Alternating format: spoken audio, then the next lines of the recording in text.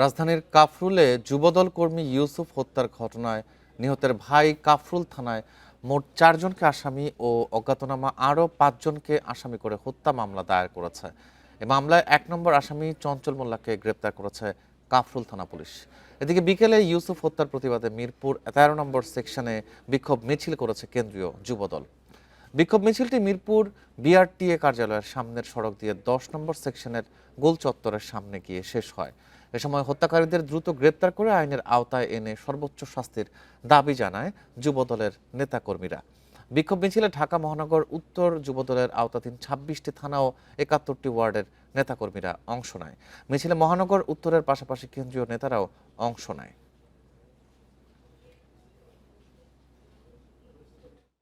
এ সংক্রান্তে একজনকে অস্ত্রসহ গ্রেপ্তার করা হয়েছে। বাকিদের গ্রেপ্তারের জন্য অভিযান চলমান আছে। এ সংক্রান্তে ভিকটিমের বড় ভাইয়ের অভিযোগের প্রেক্ষিতে মামলা রেকর্ড হয়েছে।